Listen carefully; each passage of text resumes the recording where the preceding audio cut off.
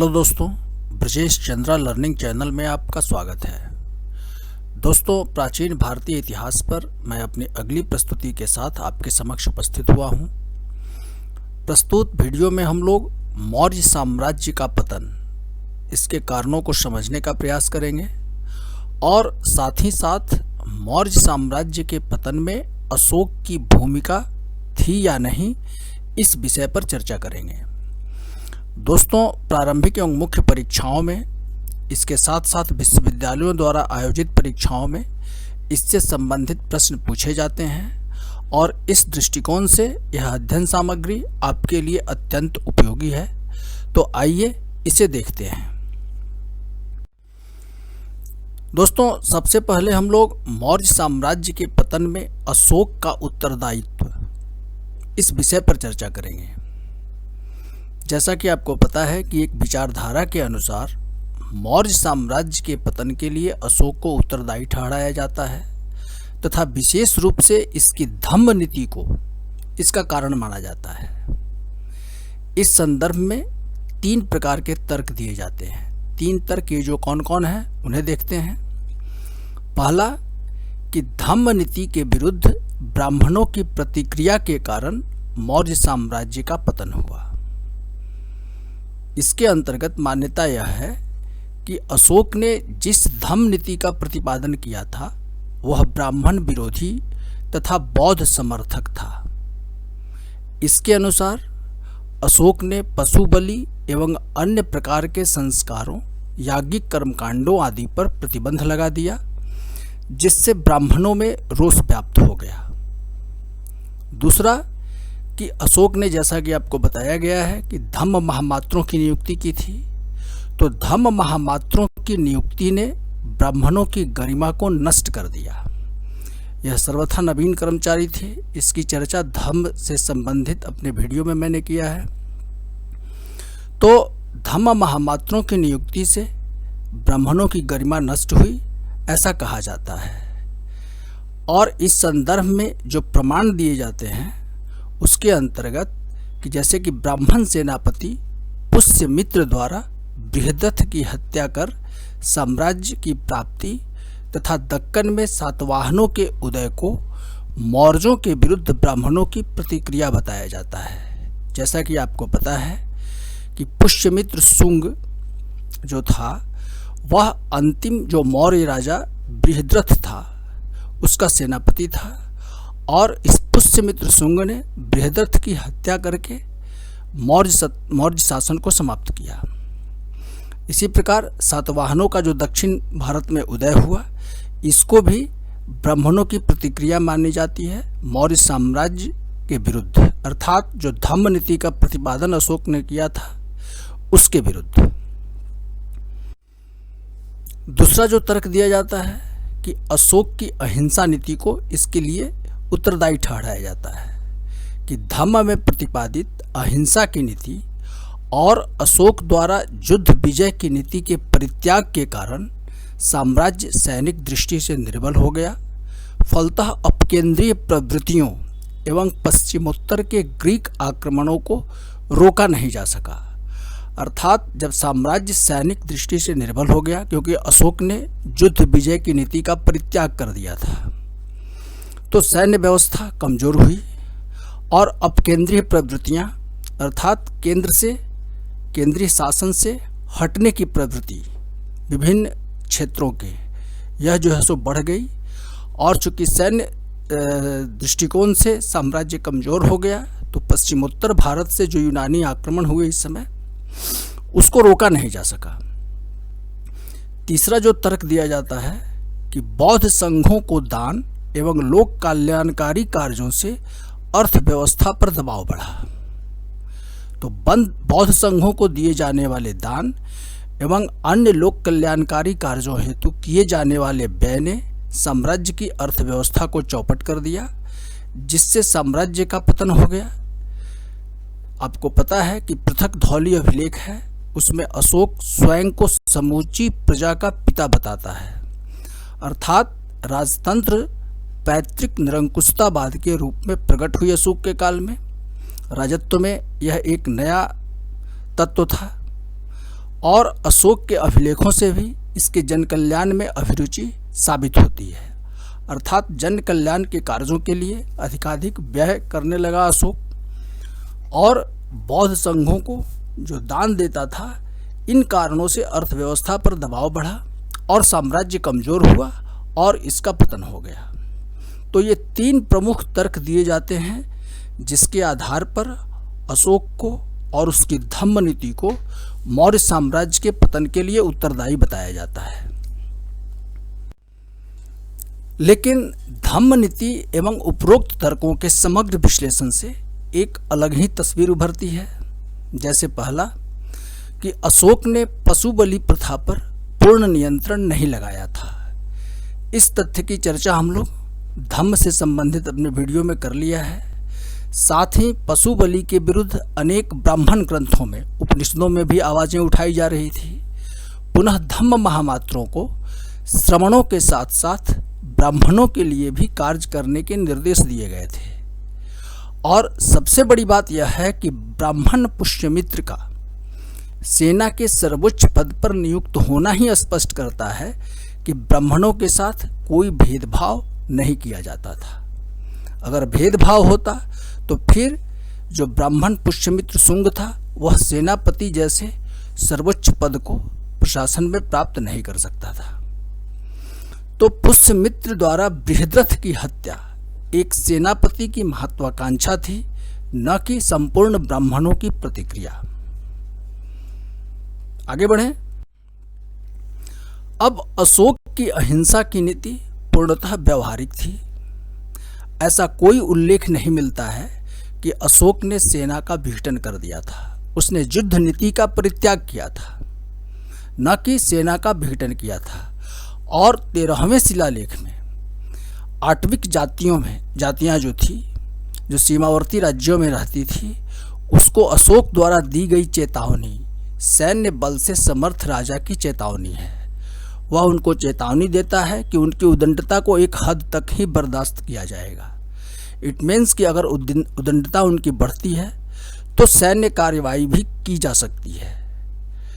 तो इस प्रकार सेना का विघटन अशोक ने किया था, इससे यह बात साबित नहीं होती है। अहिंसा की नीति के बावजूद अपराधियों को छोड़ देने या दंडित नहीं किए जाने का कोई उल्लेख जो है सो नहीं मिलता है, न साहित्यों में मिलता है न अभिलेखों से मिलता है। अतः अहिंसा की नीति साम्राज्य के पतन के लिए उत्तरदायी नहीं मानी जा सकती है। तीसरा जो तर्क है, तो इस संदर्भ में आप यह जानें कि बौद्ध संघों को दिए जाने वाले दान एवं अन्य लोक कल्याणकारी कार्यों में होने वाले व्यय से अर्थव्यवस्था पर कोई दबाव पड़ा था, इसके संकेत नहीं मिलते हैं। हालांकि इस काल के जो आहत सिक्के मिलते हैं तो उसमें चांदी की मात्रा कम अवश्य पाई गई है, परंतु हस्तिनापुर एवं शिशुपालगढ़ की खुदाइयों में भौतिक संपन्नता के साक्ष्य मिलते हैं। यदि दिव्यावदान के संकेत को सही माना जाए, दिव्यावदान में एक कथा मिलती है कि अशोक बौद्ध संघ को कुछ दान नहीं दे पाया था क्योंकि संप्रति ने जो है सो उस पर रोक लगा दी थी। उसके हाथ में एक आंवला था, वह आंवला ही वह दान कर पाया था। तो अगर इस संकेत को सही माना जाए तो अशोक द्वारा संघ को दिए जाने वाले दान पर युवराज संप्रति द्वारा रोक लगाए जाने का उदाहरण मिलता है दिव्यावदान में। इससे साबित होता है कि अशोक मनमाना व्यय भी नहीं कर सकता था।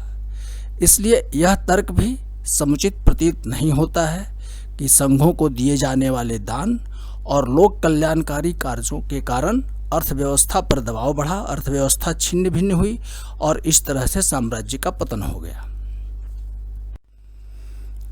तो इससे स्पष्ट है कि अशोक की जो धम्म नीति थी वह किसी भी रूप में साम्राज्य के पतन के लिए उत्तरदायी नहीं थी।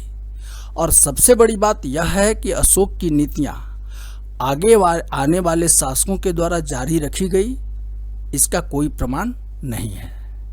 इस प्रकार अशोक के साम्राज्य के पतन के लिए उत्तरदायी होना साबित नहीं होता है। अर्थात मौर्य साम्राज्य के पतन के लिए अशोक उत्तरदायी नहीं था। अब हम लोग देखेंगे कि आखिर मौर्य साम्राज्य के पतन के कारण क्या थे। तो मौर्य साम्राज्य के पतन के लिए कुछ कारणों को बताया जाता है। सबसे पहले हम लोग राजनीतिक कारण देखें तो राजनीतिक कारणों के अंतर्गत निम्न बातों पर बल दिया जाता है कि जैसे योग्य उत्तराधिकारियों का अभाव, मौर्य काल में परस्पर विरोधी विचारों, शासन व्यवस्थाओं, परंपराओं वाली राजनीतिक इकाइयों का एकीकरण कर उन्हें एक अत्यधिक केंद्रीकृत प्रशासनिक व्यवस्था के अंतर्गत लाया गया था।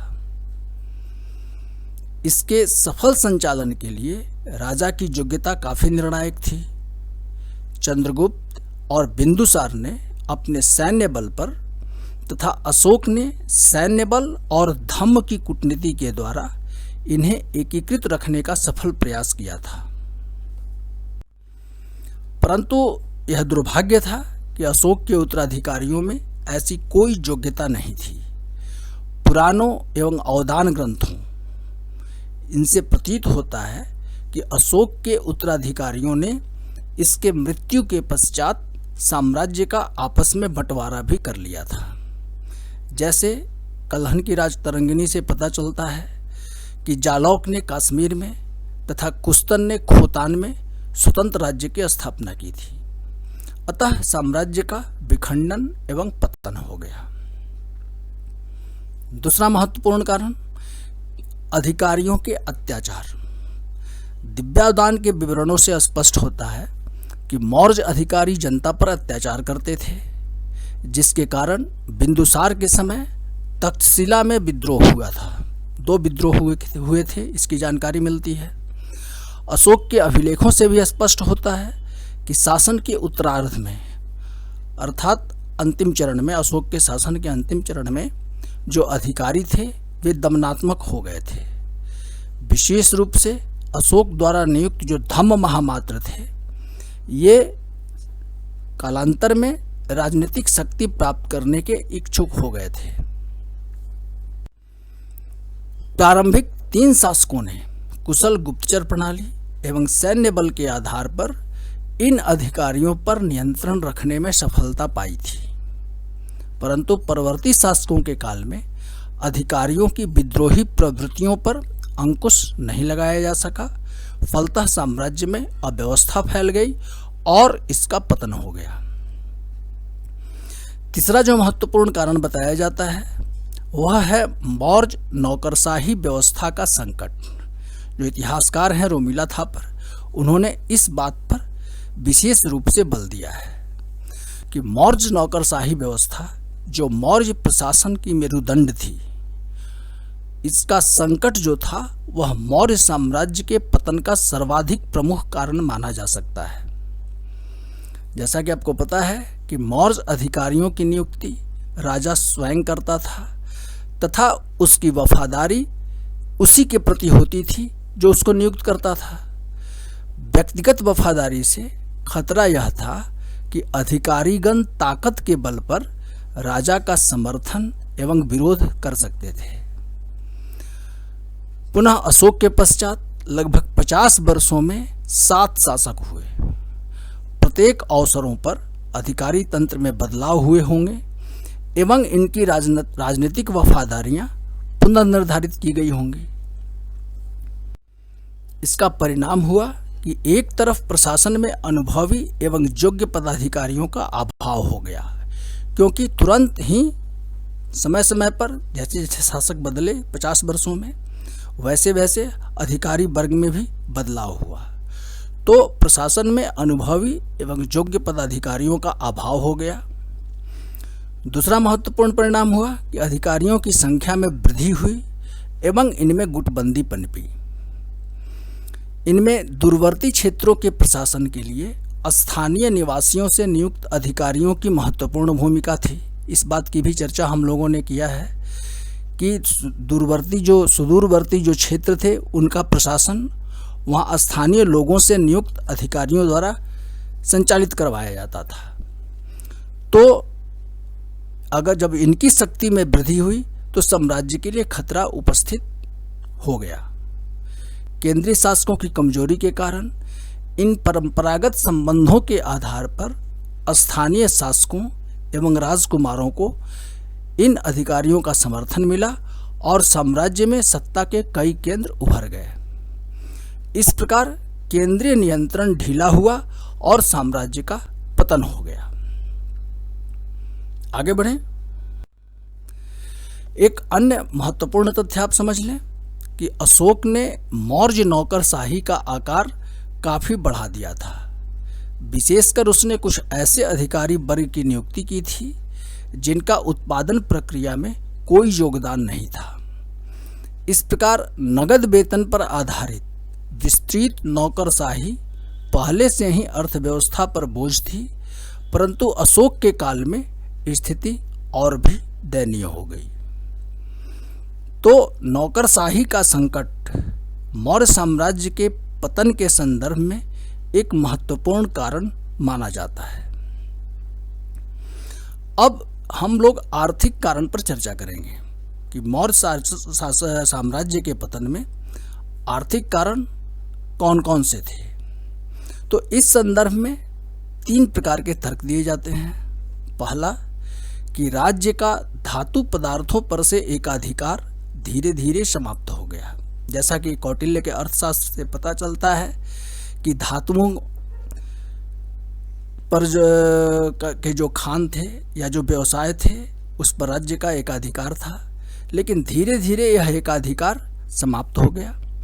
कृषि कार्य के लिए लोहे की मांग इतनी बढ़ गई कि उसकी पूर्ति अकेले मगध के खानों से संभव नहीं थी। यद्यपि आंध्र प्रदेश एवं मैसूर के लौह खदानों का उपयोग किया जाता था, परंतु इससे लोहा प्राप्त करना काफी खर्चीला था। दूसरा महत्वपूर्ण तर्क जो दिया जाता है कि इस काल में निर्वनीकरण की तीव्र प्रक्रिया के द्वारा कृषि भूमि के विस्तार के कारण बाढ़ एवं सूखे की स्थिति उत्पन्न हुई।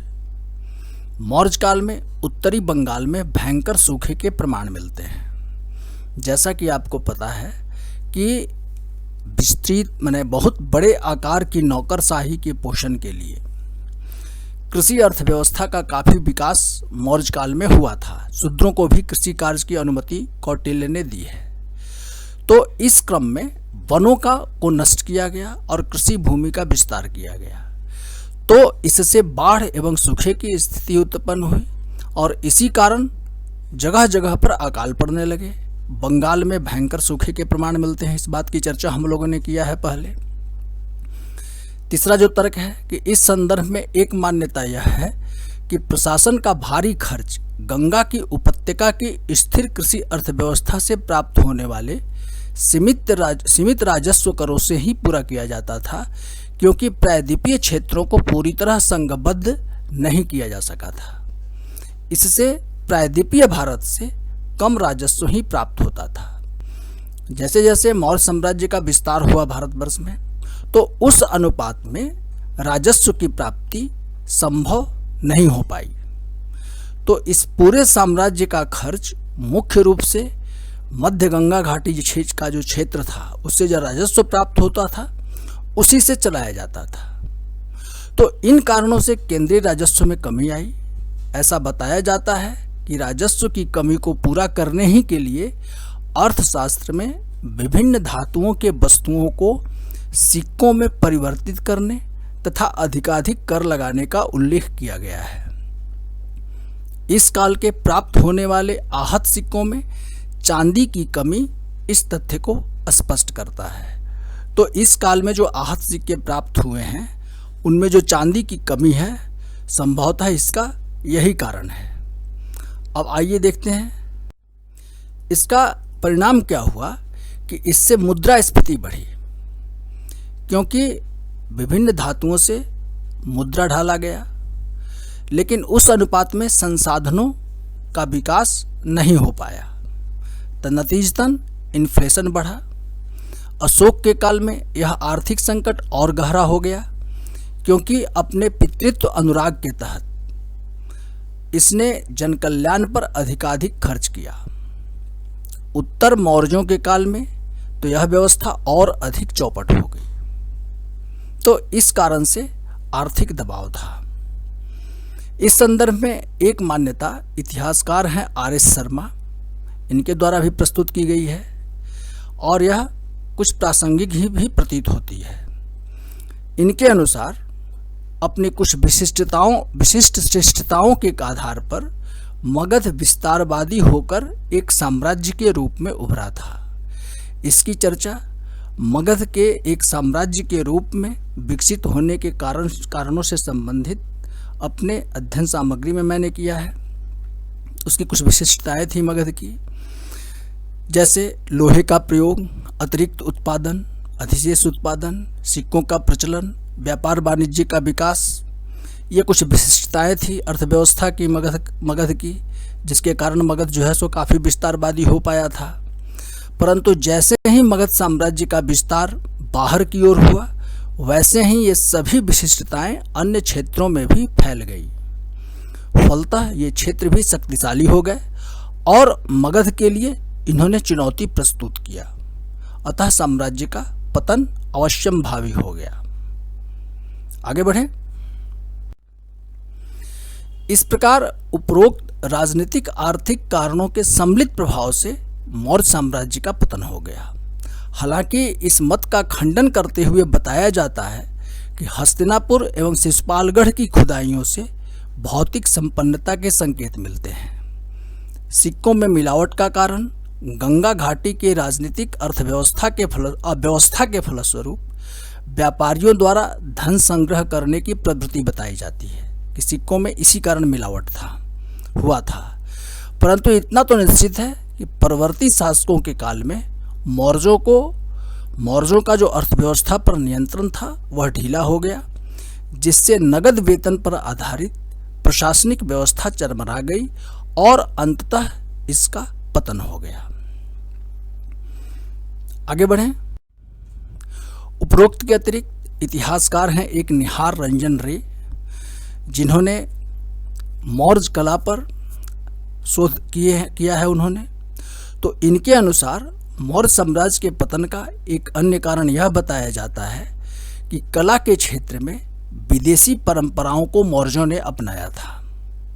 इसके फलस्वरूप एक जनक्रांति हुई और इस जनक्रांति के कारण साम्राज्य का पतन हुआ। जैसा कि आपको पता है कि मौर्य युगीन कला को यूनानी कला से प्रभावित माना जाता है। अशोक ने अभिलेखों के माध्यम से अपने जनता के साथ संवाद स्थापित किया, तो यह परंपरा भी ईरानी परंपरा मानी जाती है। और शुंग काल में कला की जो विषय वस्तु थी वह देसी हो गई इनके अनुसार।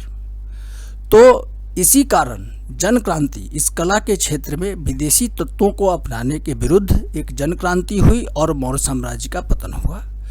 लेकिन मौर्य कला यूनानी कला से प्रभावित होते हुए भी देसी थी, अर्थात इन कलाओं की विषय वस्तु देसी था तथा उस युग में इस आधार पर राजनीतिक जन जागरूकता का प्रचलन एक असंभव सी बात थी। अतः इस तर्क में उतना दम प्रतीत नहीं होता है। तो दोस्तों, मौर्य साम्राज्य के पतन के संदर्भ में मैंने ये कुछ अध्ययन सामग्रियाँ आपके समक्ष प्रस्तुत किया है और परीक्षाओं में प्रश्नों के डिमांड के आधार पर इस अध्ययन सामग्री का उपयोग करते हुए आप अपना उत्तर आसानी से दे सकते हैं, ऐसा मुझे उम्मीद है। दोस्तों, यदि मेरी यह प्रस्तुति आपको उपयोगी लगी है तो कृपया मेरे इस वीडियो को लाइक करें और यदि अभी तक आपने मेरे इस चैनल को सब्सक्राइब नहीं किया है तो प्लीज़ इसे सब्सक्राइब अवश्य करें। धन्यवाद।